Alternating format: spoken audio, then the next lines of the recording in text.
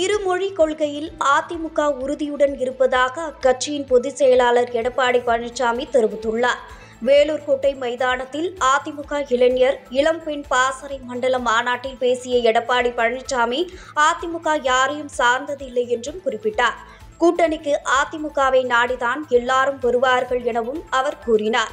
அதிமுக மக்களை நம்பியுள்ள கட்சி என்றும் திமுக கூட்டணியை நம்பியுள்ள கட்சி எனவும் அவர் விமர்சித்தார்.